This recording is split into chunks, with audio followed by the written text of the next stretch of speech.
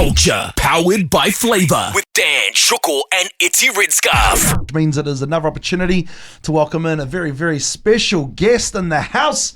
Let's give it up for Lucy! Yeah! And I know some of you probably sitting there thinking, well, who is Lucy? What is Lucy? Why is Lucy having a chat with the future #1 podcasters in New Zealand? Right? Set the expectation really high there. Lucy has an organisation, a business with her friend Maddie called Socks for Smiles. And, it's a really, really great organisation. Lucy, would you like to take the floor and tell everybody what Socks for Smiles is all about? So Socks for Smiles is about we raise money for children in hospital, mainly in Starship, who are fighting cancer, and basically sell socks, and you buy one, you give one, and then the money we use, we buy like gift bags and everything. So it's so good. So if you didn't catch on, you buy socks from Socks for Smiles. They then give one pair of socks for every pair of socks you buy, and give it to a sick child at Starship with cancer, and then the money that you raise goes back to them as well. So you're raising money, giving socks, spreading love, spreading joy, and doing good things for lots of kids who maybe aren't right now going through the best of times. Yeah. And you were one of these kids once that was not going through the best of times, correct? About 4 years ago, I was diagnosed with Hodgkin's lymphoma. So on the 4 days before Christmas, so I had chemo, surgery, lost my hair, everything like that. And now I'm just over 2.5 years cancer free. All right. Yes, you are. There we go. Feels pretty good. Yeah, at the moment, touch wood. Yeah, touch wood. Yeah. Touch wood. Touch wood, blessings, and all of the other stuff to hopefully just give nothing but really, really good positive thoughts. And you do really positive stuff. So when did you come up with the idea to do this, to create Socks for Smiles? It'll probably be, I think, like 3 years in August. Okay. So just a couple of years. We've done 2 Christmases where we've donated stuff to kids and everything. Last year was our biggest. We raised $750. Yeah. Nice. And had fun going to Kmart, going all these shops. We got a lot of sponsors that donated a lot of stuff. The Breakers. Yep. They donated some of their gear. Oh, that's so cool. Yeah. So it actually kind of started as well when on 23rd, I think of December, the Breakers actually came through and were giving Christmas presents out for themselves. And I had come out of my second or something operation, and they were there like 5 minutes afterwards. I was a bit dozy and everything. But they gave me a little set. I think it was like a bracelet set, and it kind of originated from that, like wanting to start Socks for Smiles, do something like that. Because you know how it felt to get something from someone else. Yeah. Yeah. Your story in itself is an interesting one. You were speaking about it a little bit before. How did you guys find out that you had Hodgkin's lymphoma?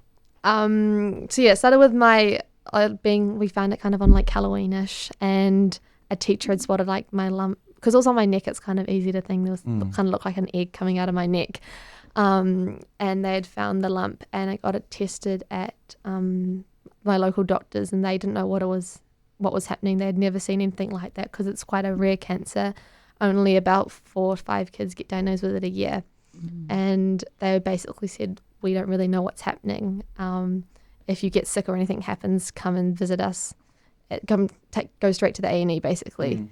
And I ended up being sick and everything that one night, and my parents rushed me to the A&E in Starship, where they still didn't know what it was because it was so rare, and ended up just booking me for like an ears, nose and throat appointment with one of the doctors there. And a couple of weeks later, I had a biopsy, got the lump taken out, a bit of the lump taken out, and it got tested back, coming back saying it was Hodgkin's lymphoma. And at the time I was 13, didn't really know what cancer was. But I just remember the day clearly when it was a tiny, really tiny room, and just me, my little brother, and my mum. And my mum was bawling her eyes out, and I just had no idea what was going on. I didn't know what was happening until we stepped out of the room, and mum had to explain what was happening. And then I got sad, and then we got rushed straight up to the cancer ward, and you just walk through the doors, and you see little kids with bald heads, NJ tubes, and just everything, and you just don't ever imagine it being you or anything, because none of my family members have ever had cancer. We've got no one has ever had cancer. Wow. So it was kind of a shock to the whole family. Yeah. I would imagine a pretty scary time, you know, for you. Especially at 13 Yeah. years old. Well, I can imagine at my age, and I'm working out how many times more older I am than you, 3 times your age at the time. And even for me now, if something like that happened to me, it was scary. My mum recently just had a full hysterectomy because she had some tumour and some cancerous tissue down there. Yeah. And actually, interesting enough, my mum had some tumours removed from her neck. Remember that? Like a year and a half ago. We're very, very lucky that they were able to take everything and things with my mum and that. So, and I was incredibly scared for her. So I can only imagine how your mum felt. And must have been, you know, real scary. But your mum was there for you the whole way through? The whole way through. My mum is basically like my biggest supporter of everything. Actually, like a year and a half ago, I actually surprised her on 7 Sharp for the Good as Gold thing. Yeah. And for her 50th birthday, they flew over my grandma, who's her mum, who she hadn't seen in a while. Surprised them, the whole thing. I had to keep it a secret for about 6 months. Wow. Hardest secret I've ever kept secret. They ended up coming with Sam from The Breakfast Show. Yeah. Coming and surprising my mum with her mum and get like $3,000 for spending money. Wow. And we just had like a week where we just went full out. Yeah, my mum is like my biggest supporter over everything. What does your mum think about Socks for Smiles? She's very supportive of it. Yeah, she sometimes thinks I prioritize it over my schoolwork, but I'm like, it's fine. You're doing amazing things. You're putting smiles on kids' faces. You're giving back, understanding, of course, knowing what they're going through and being able to put yourself in their shoes. And, you know, I think it's incredible. So it's incredible to have good support mechanisms behind you too, like especially at your age. I mean, what was it, NCEA type exams and that? What is it, level 3? Level 3 now, Level 3. I'm so old, we didn't have NCEA. We had like school certificate. School setting bursary. And bursary, university bursary. I had NCEA, so I'm still quite really young. Did you? You're 30. Yeah, and I still had NCEA. Okay, all right. You must be one of the first students. I only passed 1 and 2, but it's fine. You must have been one of the experimental NCEA students. You failed maths. I definitely know that. So, moving forward, I mean, obviously you spend a lot of time putting a lot of energy into Socks for Smiles. What's the plan after college? Because you're a student at Epsom Girls Grammar School. Yeah. Yep. So what's the plan? I mean, does the plan involve going to university? What do you want to do? Yeah, so hopefully after school continuing it. I actually want to do radio and broadcasting. Oh, she's a natural. Segue. There you go. Yeah, so hopefully something down that way. That's really, really cool. And do you think doing things like the stuff of 7 Sharp and the other radio stations you've been, that sort of motivated you to want to get into media and all of this sort of stuff? Yeah, and then when I'm 18, I want to be like a road runner. Okay. There we go. That's how it begins. Sorted. Yeah. We can't have you. They're the other company. But we'll check your name on file, see what we can come up with around here. No, well, that's really, really cool. So it's good that you've got those plans in your life where you want to head and all of that stuff, and you're keeping pretty positive and you've got good positive mechanisms behind you. What about in the future for Socks for Smiles? How would you like to see it grow? Hopefully worldwide, but we're starting off in New Zealand, hopefully wanting to go worldwide and help as many kids as we can. But yeah, hopefully spreading the word a bit more and creating more of an awareness about childhood cancer, because it's quite rare. People don't really talk about it as much. I had my own personal page and I talk about it as well and share my journey personally. Yeah, that's it, living with it with Luce. But yeah, hopefully on Instagram? Right. So what was it again on Instagram? Living it with Luce, LUCE. So living it with Luce. Yeah. Living it with Luce. You heard it. Go follow on Instagram. Yeah, but hopefully using the whole Socks for Smiles, growing it, becoming, because it's such a rare thing and not many people talk about it. And yeah, spreading the word a bit more.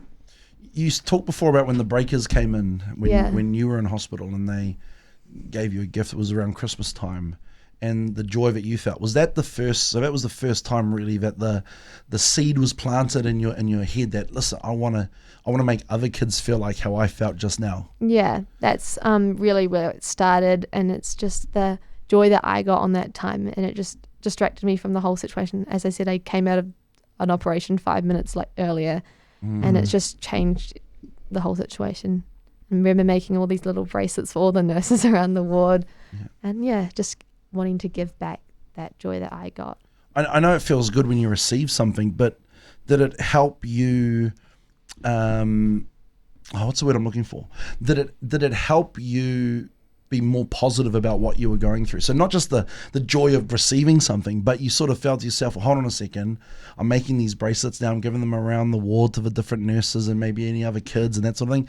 So that really planted a lot of positivity back into your mind, which I'm sure, I'm a true believer, like, about positive universe, positive thoughts, positive feelings. You know, do you think that played a part in helping you be cancer free like you are today?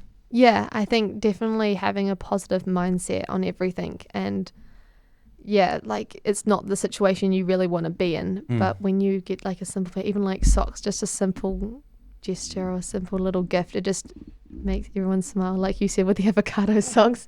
Yeah, that made me smile. It just changes the whole thing. It's so cool. Well, socks are something that's so simple, but we all use them. Yeah. People like having like funny socks with different messages and patterns, and I'm a bit plain. I wear just plain black socks usually, but sometimes I splurge out and I'll go get like some sort of funny polka dot socks and that sort of thing. But we all use them, and it's, you know, in the middle of winter when you put a pair of socks on and you feel warm and fuzzy and you feel good and secure in your shoes. I know I'm talking a little bit about my own sentiments, my own feelings about socks, but it's true though.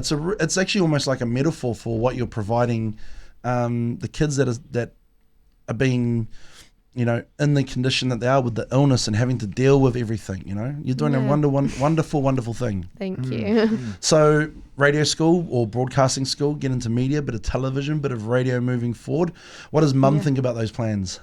She wants me to be a nurse. So she wants you to go back and keep helping others? That's still a very, very good. It's a very noble job. Yeah. So don't want to?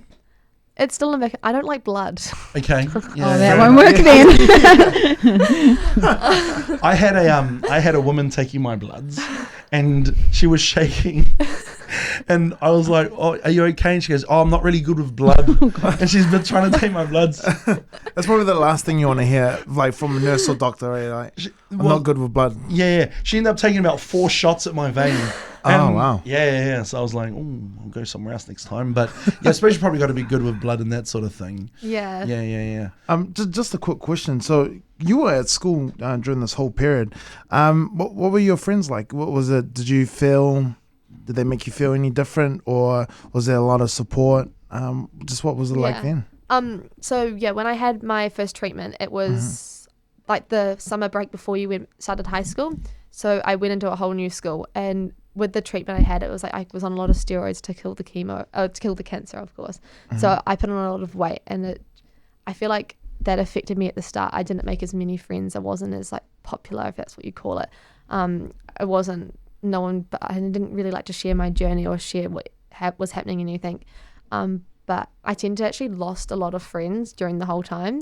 Really? Or they were fake. Yeah, I had a lot of fake friends that they wanted me when I was sick and then when I was better, they just left me. They spread all this nasty stuff about me, and I'm still going through it now in year 13. It's been nearly 5 years. Wow. But yeah, going to an all-girls school with like 2,200 girls isn't the best. But yeah, girls. Yeah, I went to all girls school as well. It is. They can be. Yeah, us women. I think most schools though have elements of that. I went to an all boys school. Up there, I went to St. Peter's College. Oh yeah, and it was and it was like that as well. You know, I think it's something that you go through a lot right through life. Like being an adult doesn't change that stuff. I can tell you right now, it gets way worse and way cattier and way.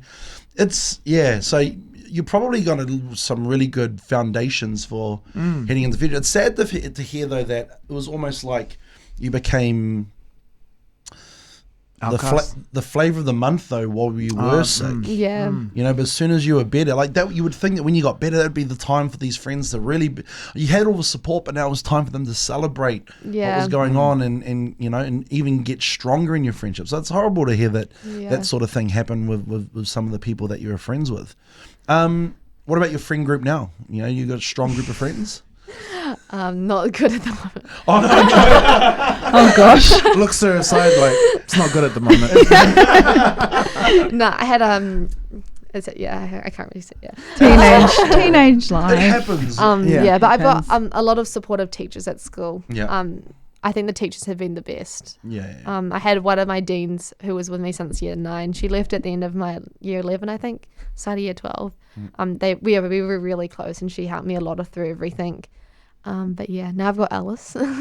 who's Shout out Alice. Hey girl. yeah, but yeah, we're getting there. That's good. Talk to me a little bit about Maddie, Yeah. who helps you out with, or is partnered with you in the Yeah. initiative for Socks with Smiles. What's Maddie's background? How did Maddie get involved? You know, what sort of role does she play in the initiative? Yeah, so Maddie and I were in the same class in sports science in year 11, so about 2 years ago. And yeah, we're still really close. She's probably one of my best friends. We've been through a lot together. She helps out a lot with Socks with Smiles, with creating the logo and all like the design stuff, because I'm not very good at designing. It's not my strongest point. But yeah, she's probably one of my best friends we've grown the business together. And I probably wouldn't want to do it with anybody else. When you became friends with Maddie, were you sick at the time? No, so I actually met Maddie in probably year 10, end of year 10. And then when I got sick, she was there in the second time. Okay. Yeah. And she was supportive? And Yeah. She's always been supportive. Yeah, and she's a great partner to be doing the initiative with. Yeah. Oh, that's really good. Well, you know, I think moving forward with wherever you're going to head in the future, I'm sure you're going to do well.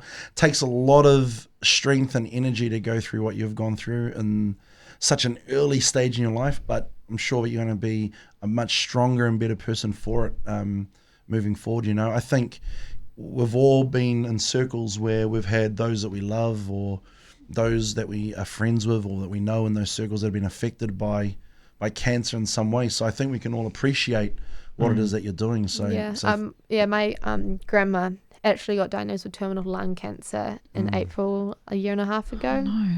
Yeah, so it's been, luckily it hasn't grown in the last couple of months. But yeah, it's taught me a lot, and all I want to do is spread positivity, because there's so much negativity in this world. And when you look on social media, there's so much backlash about everything, and if I create like an Instagram story, something that's 15 seconds, at least I'm putting 15 seconds of positivity out into the world. Yeah. Oh, I love you.